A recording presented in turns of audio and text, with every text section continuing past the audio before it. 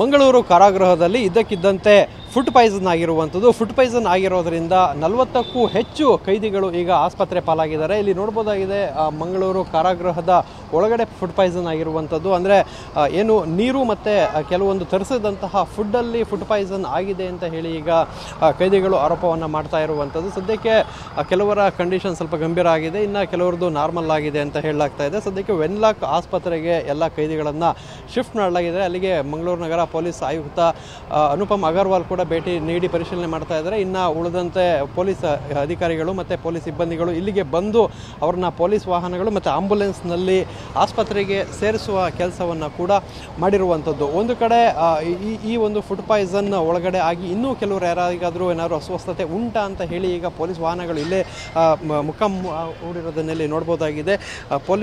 Police ಅಧಿಕಾರಿಗಳ ವಾಹನಗಳಿರ್ಬೋದು ಮತ್ತು police ವೆಹಿಕಲ್ಗಳು ಇಲ್ಲೇ ಇರುವಂಥದ್ದು. ಅಂದರೆ ಈ ಒಂದು ಭಾಗದಲ್ಲಿ ಸಾಕಷ್ಟು ಜನರು ಪೊಲೀಸರು ಇಲ್ಲೇ ಜಮಾಯಿಸಿದ್ದಾರೆ. ಯಾಕೆಂತೇಳಿದರೆ ಇನ್ನೂ ಏನಾದರೂ ಕಂಡೀಷನ್ ಕ್ರಿಟಿಕಲ್ ಆದರೆ ಇನ್ನು ಯಾರಿಗಾದರೂ ಫುಡ್ ಪಾಯ್ಸನ್ ಆದರೆ ಅವು ವೆಹಿಕಲ್ಗಳಲ್ಲಿ ಕೊಂಡೋಗಲಿಕ್ಕೆ ಎಲ್ಲ ರೀತಿಯ ಪೊಲೀಸರು ಇಲ್ಲೇ ಸಿದ್ಧರಾಗಿರುವಂಥದ್ದು.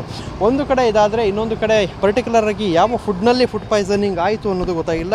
ಆಹಾರ ಇಲಾಖೆ ಆಯುಕ್ತರು ಕೂಡ ಸ್ಥಳಕ್ಕೆ ಭೇಟಿ ನೀಡಿ ಪರಿಶೀಲನೆ ಮಾಡುವಂಥ ಕೆಲಸವನ್ನು ಕೂಡ ಮಾಡಿರುವಂಥದ್ದು. ಸದ್ಯಕ್ಕೆ ಏನು ಫುಡ್ ಪಾಯ್ಸನ್ ಆಗಿದೆ ಅವರೆಲ್ಲರನ್ನೂ ಕೂಡ ವೆನ್ಲಾಕ್ ಆಸ್ಪತ್ರೆಗೆ ಸೇರಿಸಲಾಗಿದೆ. ಅಲ್ಲಿ ಅವರಿಗೆ ಟ್ರೀಟ್ಮೆಂಟನ್ನು ಕೊಡಲಾಗ್ತಾ ಇದೆ.